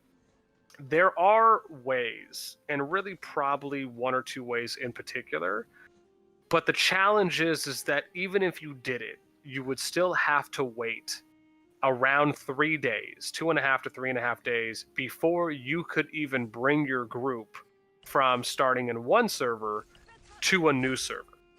So it is limiting. And essentially by the time you would get there, right, even though you sure arguably would have a bunch of resources stocked up in your bank, you still would have to catch up in castle level. You also would run the risk of, I know we haven't really talked about cities in the map yet, but you'd run the risk of having other alliances already grab cities, which means you could lose out on getting early cities from the beginning, and you could just be slower to start, in addition to recruiting additional players, unless you already come in with a full alliance worth. I mean, those are just a couple of the challenges that jumping currently presents if it's something that anyone's considering or thinking about doing in IK. Dude, my troops just walked over water and produced a boat and then went back. That's so cool that they don't just walk through water. That they actually like realize where they are on the map. Like in other games, you could walk right through the water. Like you would just walk on it. But here it actually produced, you know what I'm talking about? Did you see that has happened on the stream? Oh, no, I did. I know I did. It's like they just pulled it out of their back pocket. Yeah, no, it's really cool though that I'm not saying like that it's maybe animated the best, but it's really cool that they acknowledge that they're not walking on land, that the troops could actually acknowledge that. I don't know, man. I'm getting very excited about this game altogether, man. Like, or else I wouldn't be sharing it with everyone, I guess. Okay, market. I probably have another. No, I haven't used any refreshes. Do you recommend I use all my refreshes and spend all of my purple gems in the market in one shot and just try and unlock some? So, again, you do have a limit on how many scrolls you can do. But as far as doing the free market refreshes, Yes. whenever you have purple gems, I would say yes, you should always be rolling. But there's a caveat here. You should really roll when you at least have 500 purple gems or more. And that's just because the increments for buys are in 250, 500, 1,000, and then 2,000, right? So you have four different. Well, I should and let me scratch that. There is a 6,000 buy as well, and that's for epics if you want to get a full 60 shards for them. But the more common ones you're going to see on average are really going to be the 250, the 500, the 1,000, and the 2,000. That's why we say you cover 50% of your basis because the 250 and the 500s are going to show up more often. So that's why it's good to only do refreshes when you at least have 500 purples. Okay, that makes sense, or else you just be wasting potentials right there. Exactly. Someone just asked, I don't want the Hall of Immortals. I want, here we go, in the market. Someone just asked, if in the market and it has deploy over a character, does that mean it takes those 10 shards to unlock a character? It does. That is correct. So, and that's however many you have, right? If you do a 5, like if you were to get Robin Hood and click 5 on him or something, and let's say it said deploy, then that would just mean that you're getting enough of those Immortal shards to then complete the amount you need to then summon. Right, so if I go on Robin Hood, it says I only own 3, collect 40 to summon, so I would need to unlock a lot more than 5 to actually get this summon. Now, because I see that all the time in here where it says summon or it says deploy, but it's not a hero I'm interested in, so I just don't purchase it. I'm making the right choice by not wasting my purple gems on that, right? Exactly, that's absolutely right. Cool. Listen, man, I think that I've taken some of your guidance and actually making the right choices along the way to be as effective. I mean, only 60,000 power. That's a little embarrassing. But I'll be honest. I mean, your pace for growing is really right on. I mean, you have been doing a good job as far as what some of the average free-to-play players' paces are that I've seen across the first 3 days. So, if not kind of in that above-average group. So, I think you're doing really well, and it definitely seems like you are doing a lot of the good practices and stuff that we've gone over. So, man, it looks good. I'm trying to. Now, I want to go to my 7-day. No, not my 7-day. I want to go to my daily. Well of Time. We haven't really touched much on Well of Time. And what I'm really trying to do here, I'm trying to give a long overview of all the elements of the game, if you haven't noticed. So, although we aren't making like one video right here on one element, we're kind of giving you an overview of everything that the game has to offer. Now, I'm on 4.8, and I believe I failed on 4.8. So, recommended power 21,800. How do I find out what my power is? So there's not a quick way to do it here. So Okay. The best way to really do it would be to actually hit the magnifying glass. No, sorry, it's not the magnifying glass. You want to go back. So you want to go to the top left and you want to go back, and then you essentially want to back out to where your city is and then click on troops. Here we go. I got 16,000. That's my power, which is not going to be near that 20. Yeah, so let me see how you look right now. So what we could do is let's go back to the market and let's try to fish a little bit to see if we might be able to catch some nice sea bass or salmon. Okay, so we'll go. We just got some. We just got Deploy, the Helen of Troy. We're going to spend 500 on her. I've been buying a lot of those. Now, who is this guy? Gaius? No, we don't need Gaius. We're going to fish again. This is really a fun part of the game, man. I'm gonna go slow with this so that if you see something in here that I don't notice, because I typically notice the same heads popping up all the time, like William, we see a lot of the same. But if something pops up, like we have Boudica, I believe this is right here. No, that's Joan of Arc. Okay. Callista and Mulan. Nope. Oh, so now should I buy her with green gems? Helen. I feel like I shouldn't. I get her so often. I feel like that would be a waste of green gems. So, it just depends, right? Like and this is kind of a side tip. So with green gems, I'm of the belief that as a free to play and arguably low spender, there's a lot more value in boosting your VIP. And the main reason why is because if you get to VIP 10, you get a daily Philosopher's Stone. And if you combine that with getting your 100 daily activity chest, that also gives you a Philosopher's Stone, you can essentially do 2 9 pools every 9 days. And that's just because you'll get 18 Philosopher's Stones over a 9-day period. So you'll be able to do one on day 5 and the other one on day 9, and then you keep rotating that. And that's one of the best, in my opinion, long-term values that you can get out of green gems. And now that does not mean you cannot spend them. It just depends on how you want to value out what you're going to use your green gems on. My recommendation is try to get to at least VIP 10, and then you can decide what you want to do from there. Otherwise, yes, I do say that green gems probably would be the best to spend on immortal shards rather than other items if you want to use something outside of VIP for your green gems. Okay. In-depth answer for my question. Got you. Yeah, which is good. Which is good though. That's my default style. I will, even though I am making an attempt. No, that's fine, man. All right. We just had so Soren from the chat.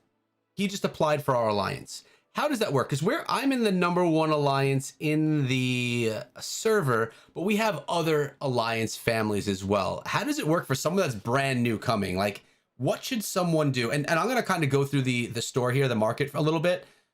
What should someone do that's brand new to the game, that has an interest, that wants to play in our alliance family somewhere? What are the prerequisites? Like, what are you looking for? So I guess this is a moment for you to kind of talk about the alliance, what our vision here is within the server, and all of that. Guide people. Oh gosh. Okay, you're putting me on the spot because I'm gonna have to try and condense this as short as I can. You So, have 5 minutes. oh gosh, wow, jeez, who knows if that's enough time? No, I'm just joking. Let me go with so, I'll give like a 10-second pretext here, which is that in my time in Rock, right? I mean, I've been playing Rock for like 3 years, and I recently quit about 4 months ago when I started playing IK. Before I quit, the last few months I spent organizing jumper projects, right? And for anyone that might be here who may have been a part, or if you've heard about the projects I've organized, right, they've all been really big, very professionally done, in my opinion, as far as the amount of detail and prep that we've done in each of them, along with the level of time that we took to educate players doing weekly town hall meetings. We were very structured in what we did in our approach. We've brought that to IK. And so server 8 is, in my opinion, probably the most organized server at the moment. And the idea is to prep for something like a server versus server or a kingdom versus kingdom if and when it does come out.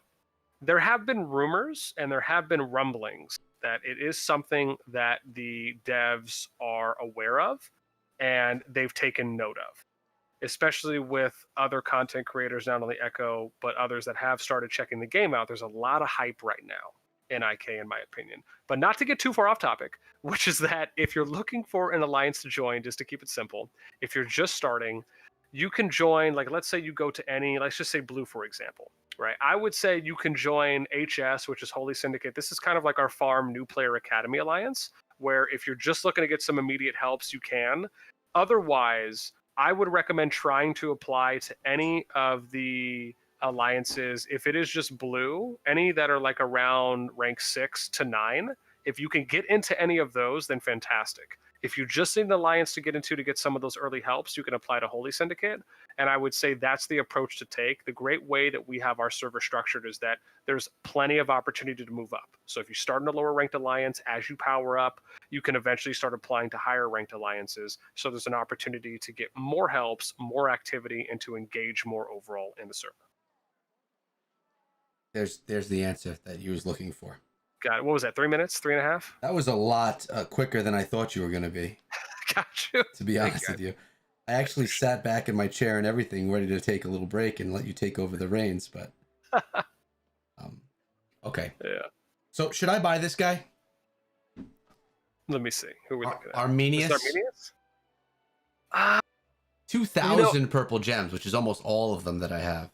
Yeah, I would pass, mainly just because your main comp is water. So I would really focus on just fishing for any of your 4 immortals that are in your current comp. Okay. Just wanted to ask before I passed it up. This immortal can be summoned in the market. Are you sure you want to? There is an immortal that can be summoned in the market. Are you sure you want to refresh? Yes, we want to refresh. Yeah. I'm gonna do a few more. I feel I don't like wasting things. I'm definitely a hoarder inside of these kinds of games. And no, I could tell. You could tell. I'm spending these and just off your passion bubble for Arminius. It feels bad. Here we go. We got more of the Helen of Troy. We'll grab more of her. Another 500. I'll do 3 more refreshes. 1, 2. Who's this? No. 1 more. And we have another one for Helen of Troy. She better be good, man. I'm investing a lot of my purples into her. Nice. Let's go see. Were we able to? She still can't get the upgrade though. What do we need? We have 85 out of 100. So we're pretty close. So should I be in, because we were talking about the well here, should I be doing other previously 1-starred matches? Challenge those? Yeah, so a great way to find that out is if you go back to your Immortals tab. And when you open that, you then want to click on any of your Immortals that are in your primary march. Or your primary, I guess, march for lack of better words. And then there will be a grade that will be in the top right corner. And you can actually specifically find out which stages in Well of Time that you have to do, or you can raid if you've already 3-starred it to get. All right. By the way, I have Fresh Killer. I'm not sure if that's someone from our alliance or not, saying that you should literally, you get literally free shards for Helen, so I would not recommend wasting shards on her in the market. The event gives you the shards you need for free. That wouldn't be enough shards to get her to the level that I know in Rise of Kingdoms, when I would talk to Chiscool, he would tell me even some legendary commanders that would not be worthy of me spending on because you get them for free. And then when you max them, you have all these extra free ones that you really can't do anything with. Is that exactly kind of what's being told here? So the difference between this game and Rock is that you can actually get return value on your extra immortal shards after you max any immortal out, right? Which is amazing because, like you just said, most people that play Rise of Kingdoms just feel like it's a waste. You're usually using it for like the EOTC event where you're just trying to get a bunch of rewards and then just basically recycling those for that. In this game, though, you can go to your alchemy lab after you get, so like for me, I have Helen maxed, a lot of other players do as well. Now, I think what Killer's referring to is the 7-day event. You do get a bulk of your Helen shards from that 7-day event if you max the event out. But you still have to purchase more shards to eventually max Helen out at that 7-star level. So once you get Helen to max, every time I pull Helen from Hall of Immortals, or if I get Helen from any other event like Mysterium, for example, or something else, I immediately dismantle those shards and those get turned into purple gems, which I can then reinvest in the market. Okay, I understand. So you can still use them afterward. It's not a wasted thing like it was in Rock. Exactly. You still get good value for any shards after you've maxed an immortal.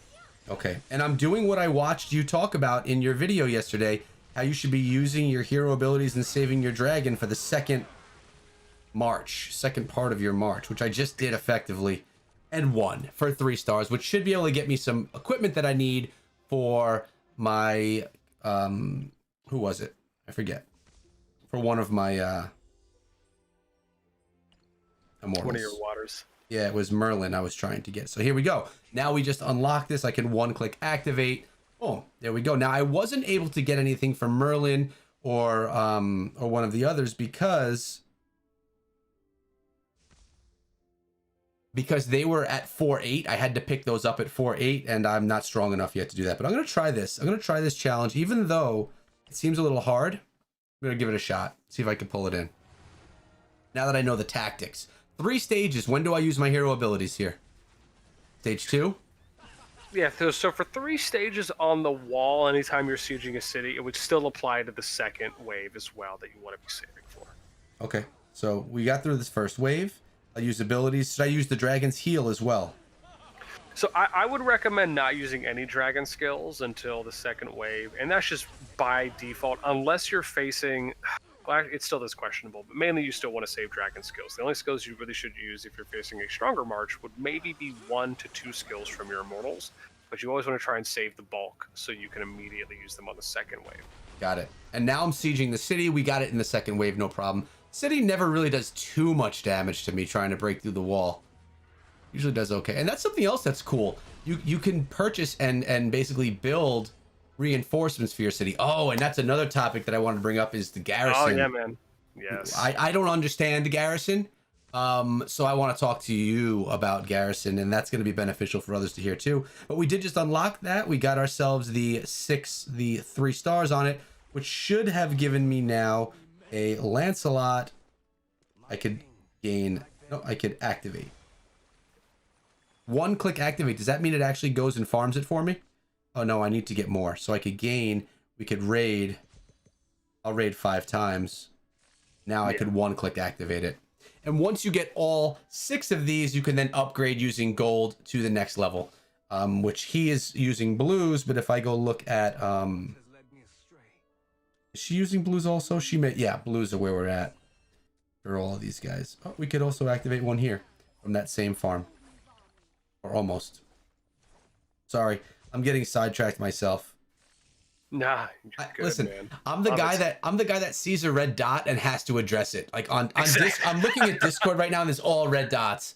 I'm trying to be a good streamer and not look at my messages, and it just hurts. You know, it's the OCD in me, man. But we need to talk about garrison. Now, as you can see, I could train up any of these garrison defenses. Is there one that's better than the other, or is a variety the best to go with?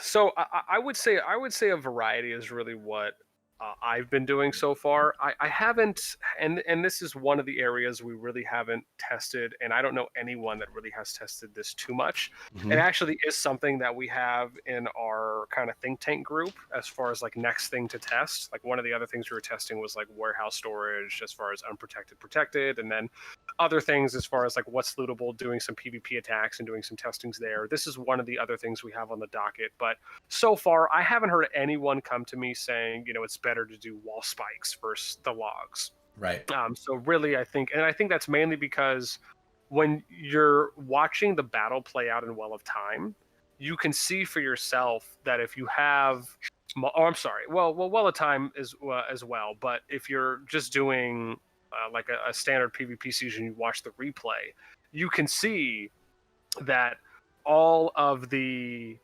fortifications are being utilized right during the garrison defense. So again, whether or not one's more impactful than the other, we're still not sure as far as if there is more of an advantage over it. So we just kind of go with the balance. Okay, that's easy enough. But you only can have a limited amount. Something I didn't understand. Um, when I first got the game, I was like, oh, I can just continuously make these spikes and just demolish people. But there's a limit to what you can actually hold in your wall. I like that mechanic, but we need to actually put in a garrison. A garrison are the troops that are going to protect my wall. So guide me through that. I don't even know where to go for it. I just know that I do have a garrison set. So one of my marches I can't actually use out in the field. So how do I set my garrison? And should I be setting specific troops or just whoever? Yes. So for this, you'll just click on your wall, and then after you do, it will populate with some tabs, and Mm-hmm. then one of those tabs will be the garrison tab. So We're you'll there. go in there, and what you're initially looking at is you can set your primary garrison, and then you can you can set up to three, or excuse me, apologies. This is your Okay. primary garrison, then you can have up to 4 ally assists, which means that you can have 4 players in your alliance that can come to assist your garrison if you'd like. Oh. You want, hey, listen, you want to come assist? I think you should consistently assist my garrison Assist your garrison. all Oh day, man. every day. You You know, know what? I'm actually not that far away from you. I'm just kidding, bro. I'm just kidding. I'm fine. I'm just joking. Okay, so now I basically put my second march, the march which I haven't been upgrading, I set as my garrison, which is not strong. I mean, it's not a strong garrison. I could put my primary all water in there. Do you basically just want to set your strongest march as garrison when you're not on the game? So I would say by default, yes. I do think it is good to set your garrison, but some people, the challenge is that if you set your garrison, obviously you can't use the march. So Right. most players, oh, Gibbles, oh, he just pulled. Sorry, it was a banner that just went over if you backed out of the garrison, but it's over now. He just pulled Julius Caesar. Sorry, small. I'm just Oh, so nice. jealous. Good for him. Uh, but so with the garrisons, though, a lot of players just opt to gather when they go off. I think very similar to kind of what they do in other kingdom builders, right? They'll just send their gatherers out for the highest node they can do, and they'll just Okay. do that overnight. I would say in our server where it's a little bit more peaceful and balanced with our kind of controlled PvP Mhm. stances that we have, it probably is okay to not set your garrison overnight. I would say in other servers where it's probably a little bit more chaotic, especially when the server is just starting and people are figuring the game out, that is actually a good tip, and I think a good point that you brought up. Okay. So really it's going to be for us, we're okay. I'm going to actually send out that second march right now, which is weak, and I really haven't invested anything into it. So I'm still attacking, like level 4 um gnomes with this. Just because, they're not upgraded. So I need to actually do 2 more and then I can be good for the day and get that reward. See if I can get level 11s with my primary march here. Can use that refill. Yeah, we can. Okay, cool. Thank you for that tip. So I know in Rise of Kingdoms it was like, okay, you want to set this commander and this commander, that then you're set. Your garrison is going to be OP. But it's not the same in this game. You're basically going to put your strongest march there just to defend. Yeah, essentially. So it's like if you're ever in a PvP situation, that's what you do. Use your primary march to defend, especially if you know that you can beat the incoming troop power that's coming to you. Right. Okay, I get it. And I'm continuously looking more here. Oh. All Right now, I'm just grinding through the game. So, what are some topics that we may have missed? One more. I need one more. I can train troops, buy one more item from the market. See, yeah, it's pretty easy to actually do this. You know, Mm-hmm. it's not hard to get your missions completed for the day, which is nice. Okay, I also have a builder that I need to continuously keep going because he's stopped. I keep forgetting that I have the third builder. Oh yeah. All right, so what else have we missed? We talked about the importance of what to upgrade first. We've talked about arena. We've talked about the alchemy lab, which is great. Garrison. We talked about the barracks, the training grounds. I guess we could talk a little bit about the academy. What you think is the most important things to research first? Sure. I don't know if there's any other questions though. I know I've just been kind of looking at the chat. I don't know, but if you want to do academy first, sure, it's no problem. Let's do academy first, and while you start talking about it, I will look a little bit into the chat, see if there's anything that we've missed. Yeah. So academy is so the easiest thing in academy is you typically want to go construction, which is in the production tab. So you want to do speedy construction first. You want to max that out, and typically the best approach is that speedy construction is your building upgrade speed. And then if you scroll over to the right about to the 7th or 8th column, there will be another skill or tech, which is the rapid progress. Mm-hmm. That one is going to be for your tech research. So those are arguably probably the two most important techs that you really want to focus on. Very similar to if you're playing rock, right? You're going for your mathematics and then you're going for your engineering. And these are so the best way to do it is you always want to try and upgrade every every tech you can to max in the production tab based on your current academy level. Then the next priority would be going to the Immortal tab, Mm-hmm. and then troops, and then defense. In our opinion, is kind of the way you want to go. For Immortals, it would be like veteran, and then it would be, if you keep going to the right, there should be the one for boost consumption, which should decrease the amount of gold that it costs to do that grade level up, that you get the grade pieces from the Well of Time, that Right. you're upgrading that shield in the top right. And then for troops, it would be doing your march speed, which is your first tech, and then consecutively your fourth tech as well. First one, superhuman speed, and then it should be the fourth column. I think the fourth and the 8th column there, or 5th column maybe it is. Abundant supplies. Mm-hmm. Yep, we're there. Is really good too. And then that's kind of the order. And again, that should hopefully give you a good starting point kind of going forward from there. The good thing about the defense tree, which I really like, and this kind of goes into the garrison, or excuse me, the fortifications point that you were making earlier, is you can upgrade the tier level of fortifications, right? So your fortifications have tiers just like your troops do, going from T1 up to T5, which is awesome. And I will tell you that those T2 and T3 fortifications, they hurt. It's really cool when you start seeing some of those higher grades. So how do you upgrade those? Because I'm in there right now. I can't do anything because I'm actually creating some fortifications, but how do you upgrade these? Unlocking your a certain level? Yeah, so if you click on any of the unlocked ones, it'll tell you that you have to do that in the academy. So that's really cool. So this is like the similar thing to rock, right? Where if you want to upgrade a higher tier troop, you have to do it in the academy. Except for this, it only applies to the fortifications. But those fortifications, they help a lot, And especially for your defense. Is that going to be on the defense tab, I assume? Yes. Which I don't have unlocked yet, which is why I haven't done it. Okay. Got you. Got you. Oh, we have It's Breezy from server 9 saying hello. That's cool. Madness asks, can you send loot? I guess sending loot to other players. Okay, so yeah, you cannot send loot at the moment. That is one of the requested suggestions that has been provided. Mm-hmm. You can present people, so you can give people certain items. As an example, if you were to go to the Alliance and you went into your members tab, you could click on a player, and there's a button that will show up on their profile card, which is called present. And you can essentially give them items. Okay. And so again, it is something similar, and it's based on your VIP level. So the higher VIP level you have, the more gifts that you could present to them. And these are things like your 1 hour buffs, random teleports, territorial teleports, and contract builders. So some of these are pretty important, especially if you have a lot and you're just looking to help out like lower powered players, or ones that maybe need to upgrade, or if you want to give some bonuses for if you're doing a PvP battle. But that's the extent of what is available to do now. Got you. Okay, that makes sense. By the way, you have me in as a newbie, man. That feels bad. I'm considered a newbie inside of the alliance, and everyone can see it on stream. I'm just this.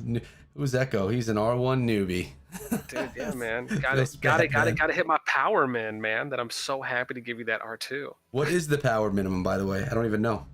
Ours is for, oh gosh, I think ours is 120. Okay, so I'm halfway there. Yeah, anyone who's really around 100, as long as they're active and they're playing, we promote. Okay, if I just keep using this third builder and get all this done, we'll be up to 75 by the end of the day, no problem. Exactly. We'll get there. Cool. Man, I think that we've really covered in depth a lot of the basics here. I'm going around we didn't talk about the wishing fountain, which is a nice little feature here.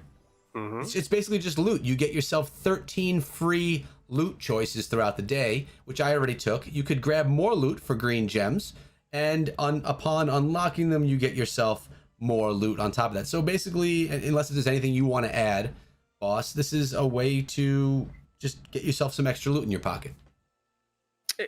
Simply that. Yeah, you get a lot of free resources from it. As you upgrade it, it starts getting higher. Like I think for me right now, mine's at 24, and every time I pray, I hit for 35k resources on each. So I can do 16, and every 3 I can do about 550,000 resources if I want just of one type. So it definitely helps.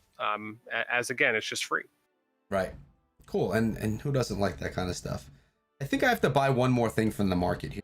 That reward. I'm gonna just scroll through here. By the way, we have a question here about server versus server. What are you predicting, or what are you thinking we're gonna see for server versus server? Yeah, no, that is a question I get a lot. So with SVS, as I was saying earlier, and actually it looks like the amount of people watching this increased, which is so cool to see. But with SVS, the way it is right now, again, is that you have your end game, which is doing your contention of relics, which we just did our first round, and then obviously completing the bum for the 100 chests. Nice. Yeah, I get excited for that one. Love it. And so like I said, SVS is something that is basically being talked about a lot right now, and it's something that even new players are asking for. People submit tickets for suggestions, which is the best way to send that in for any new ideas for the game. Yep. Sorry, my son just walked in. He's checking out the game himself. Nice. What's up, little man? He says hi. Is that a dragon? That's a dragon flying overhead. Dragon. You want to see dragons? Sorry, we got a little intermission here of. No, you're fine. Do it. Finding. Carter, remember Rise of Kingdoms that we used to play? Yeah, I remember it. This is kind of like that, but it's better. Yeah, that's what you said. Look at this dragon. Look at that dragon. Yeah? Isn't that cool? No. What? Oh, I see this guy. That guy's weak. You're gonna get kicked off the stream right now. Well, this guy's cool. Yeah, that's my big guy. I've upgraded him a bunch. See, he's a level 10. He's only level 2, and he's level 1, so they're still babies. Oh, you're upgrading him now? Yeah, see? Upgrading in green. It's my water dragon. You want to see my heroes? Yeah. You want to see Caesar in this game? Yeah. They're actually called Immortals here. Check out Caesar. You know Merlin the Magician? Yeah. Merlin. Oh, look at this. We could grab something here. Get that. Got a little more power. Check out Caesar here. He looks better. He looks better, right? Yeah. Look at how cool he is. With my lightning sword, how do I look? All right, listen. I have a little bit longer in my stream, and I'll come in, okay? Okay. I love you. All right. Now that you've been cut off from what you were saying, boss. No, hey, no problem at all, man. If any of my girls came in, I would effortlessly give them a little bit of playtime. So with that in mind, with the SVS, right? So it is something I can tell people as, again, it's because I know I produce content, so I do have some context with, some contacts within the game for some of the people on the content team, and it is something that has been talked about. It is something that, as I was saying, players have asked for. All I can really say at the moment is that it is something that the developers have on their radar. It is something that they are interested in. There just has not been any official confirmation on if it is something that's going to be added or not. I think if you look at the timeline for when KVK was announced and then added in Rock, well after global release, there is plenty of time, which is great. And I think that the way that the servers are structured in this game is very different than it is in Rock, which for me just gives it a nice fresh feel. And I think that if and when SVS or any format or variation of it comes out in IK, which I think a lot of us are hoping it will, I think that is the time when it's really going to take IK to the next level, where it'll really be a competitive kingdom builder up there with games like Rock and SOS and others. Yeah, and that's why I love what you. Oh, I just lost. Okay, that's why I love what you're doing with this server, like just trying to make it a unified server so that we can basically position ourselves for those types of events. By the way, we got Gecko Gaming in the house, another Rise of Kingdoms creator right here. What's up, man? Thanks for coming to the stream, bud. See, it takes these kingdom builders to get the Chiskools and the Geckos to come to the streams. They see Kingdom Builder and suddenly they pop in and say hello. They're curious. Yeah, what's going on? Gecko, what's up, man? That is me in the background. Yeah. So I'm gonna take a second attempt at this. Hopefully I can take it down the second time. You know, still just not strong enough. Refill, go attack. Can I send 2 marches at it at the same time? Is that helpful? So you could. I think with the bosses, though, so like the one you're attacking is a level 2, right? Usually it's okay if you do 2 attacks per gnome boss, but you usually want to make sure you're at least doing 51% or more, because you don't want to do 2 attacks per boss is usually the limit until you can eventually one hit your level 2s. And then once you get a little bit higher power than that, then you can try to do the 2 hits for the next level.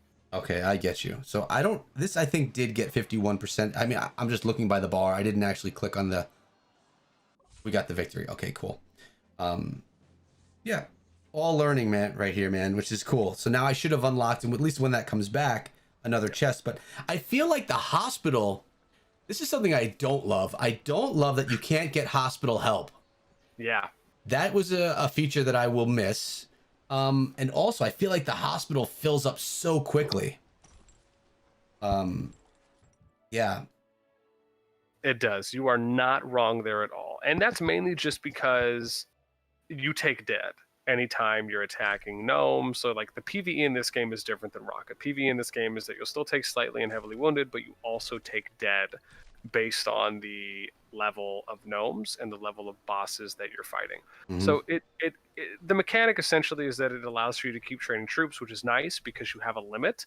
So it's kind of like this soft insert they did to still give you something to do. So you're not just maxing out your training grounds and then you essentially have nothing left, right, other than dismissing troops. Yeah, and I actually like that. I like that the troops will die, but so you can consistently train, but not consistently train so that you can have a overwhelmingly large army, arsenal of troops. By the way, you can see right now, I defeated the level 2, so now I got a level 2 dragon chest, which of course is going to give better rewards than a level 1 dragon chest.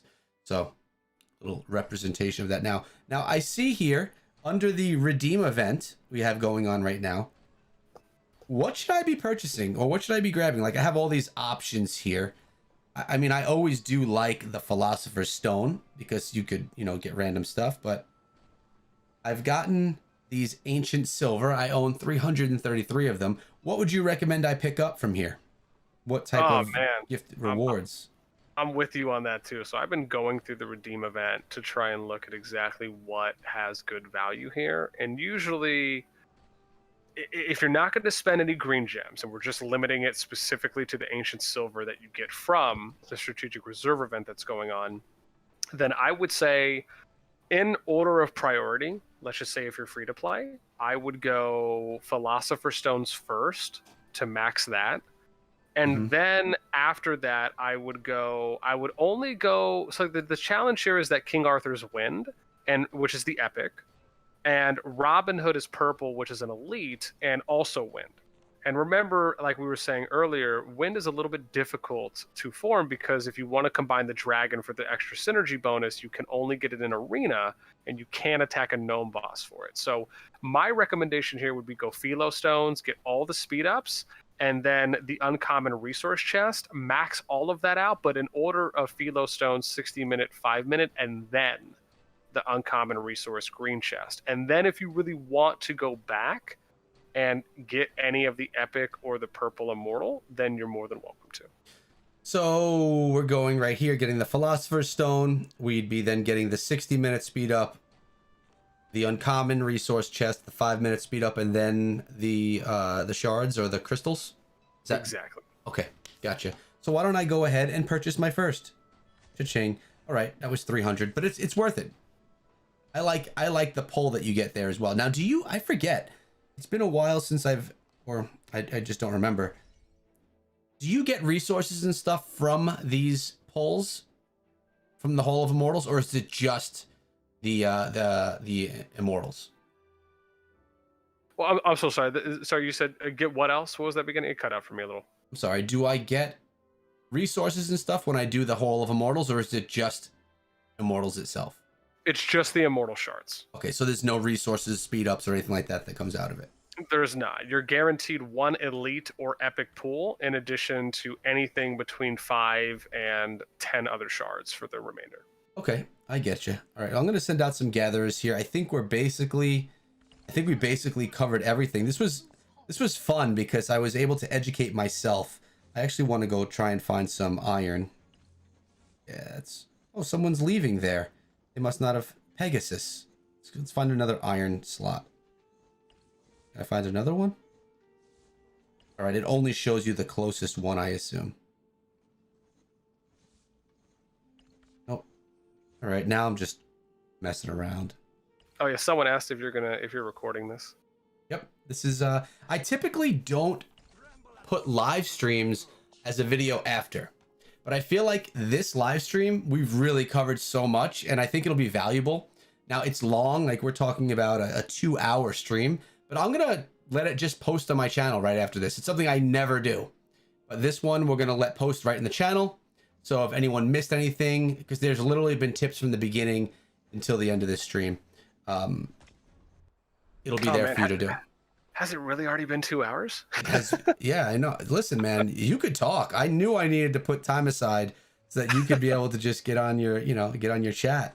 But no, like I said, for me, this is great because I was able to sit here and talk to someone that understands the game and really learn for myself. And with that being said, this is a new game. Most of the people who have come through this stream have not played this game yet. So it was a little bit of an introduction to them as well as some guidance so that they can get themselves started in it. Because like I said, I'm going to be putting out 3 videos a week for this, 3 videos a week for State of Survival, and 6 or 7 videos a week for Clash of Clans on this channel alone. So I'm definitely making my investment into Infinity Kingdom. I like it. It's fun.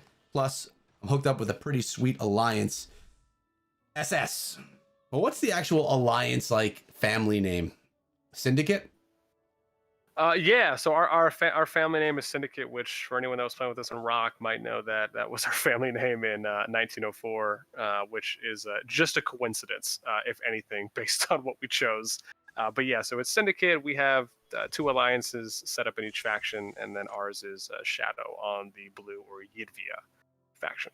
Right, and if people are watching this stream right now, or watching this as a video today as this drops, and they want to join our alliance, already we know the requirements, but what color would you recommend? Because you can go with red, green, or blue once you start. It's really like the first question everyone has. What color, what faction should I be? For someone that wants to join us here, what would you recommend? What could we use right now for someone that may join, decide to grind, become a solid player, and join us at some point in time? Yeah, so I think, like you were saying earlier, it does not take a lot of time to level up, right? Based on where you're at, 3 days, basically free to play at this point, and you're already at 60K, right? You can really catch up, even though our server's about 24, 25 days old. As far as any specific faction, I would just say go with the recommended one that gets you the extra starting gems in the VIP. And that's mainly just because we have alliances in each faction, and we also have starting alliances for new players that also act as academies and farms for our second accounts. And that allows for you to get some helps early on until you can power up, and then eventually start working your way up the ranks by joining higher level alliances. Understood. There you go. Take the extra bonuses. I had some VIP hanging out in my back pocket, so I used them. Now, can I get VIP from any of these? I like opening up these chests, and then we'll end the stream. I want to see if I can find any VIP in any of these. Yeah, so it should be from the blue ones that you get, which is the one. It's on your third row. Yep, second column. We're there. You're a little delayed on that stream. 48. Oh, I am. It's okay. Yeah, cool. So now I can go back over to items again. Now, VIP is not something you need to activate. Once you have your VIP level, it's activated always, correct? It is, yeah, it's passive. The only thing that you just want to collect is the new VIP chest that you can get for hitting the new level. Right, and I'm very close, I think. Okay, we're not close. We'll get there, though. What's the main VIP level that I should be trying to hit? What's the one where there's like a big change? Yeah, so I would say, so like if you're going through VIP and you're looking at your chest, the first interval that you really want to try and aim for is going to be VIP 6. And that's because you start getting the daily Philosopher's Stone shards. Now again, that will only net you a uncommon or rare Immortal, which is the greens or the blues. But it does also come with some troop training speed, some dwelling. One of the cool things I like about what the VIP offers you, which it does in other games, is you get to increase your stamina point maximum and your action point maximums. And then the last tier level, I would say, is probably the most important, is hitting that VIP 10. And that's just because VIP 10, as we mentioned before, will get you the daily Philosopher's Stone. And when you combine that with hitting your 100 activity chest in your daily tab, that will allow for you to get 2 Philosopher's Stones a day, which means at day 5, you'll do a 9 pull, and at day 9, you'll do a second 9 pull from the Hall of Immortals. So it's just great value. I can't really stress almost how great it really is. Yeah, and you make great points right here. That you're going to go with the 9 pull, you save yourself 10%, so you're basically getting a free stone every 10 that you use, so it's worth it. Yeah. Good points there. All right, man. I think that we covered literally everything that a beginner would need to know. I'm going to remind everyone right now that Boss's YouTube channel is linked down below in the description of this video. I highly suggest you check him out for any more in-depth stuff that's going on right now in Infinity Kingdom. And of course, stay tuned here because, like I said, I have a feeling that Boss, you'll be back on the channel again for another video soon, and probably more beyond that as well. When I start having questions, you'll be my go-to to inform the people. But thanks for coming down, man, hanging out, taking your time out of the day to come to the stream and inform everyone why this game is awesome and what you think of its future. I appreciate it. Yeah, no, I'm happy to be here, man. The pleasure's all mine, and just happy to share some love for IK. Yeah, why don't you share a little bit of Kingdom and of family love right now before we go? Oh, like shout outs? Yeah. Oh, man, too many to name. Gosh, I like no one on my server. No, I'm just all joking. I'll go with, actually, real quick, I don't know if you can find JoJo on, actually, let me see, if you go out, this is like a cool way, I think, to like end your video as I'm like gonna give maybe some, but if you go to, gotta see where we're lining up now. Go to the map, and then go to the level 7 city, Persephone. Wait a second. Get me to the map. I forget how to do that. Yeah, in between your magnifying glass and your mail icon, bottom left corner. It's the one with the map and the dot on it. There we go. That makes sense. There. So we'll go, yeah, easy. And what's then this blinking red city right here? Why is that blinking red? Oh, it just means that someone probably just attacked the wall. Oh, so. Okay, got you. But if you go, so it should be near your bottom right of the screen I'm looking at. It should say Persephone. It's to the right of the Forbidden Zone.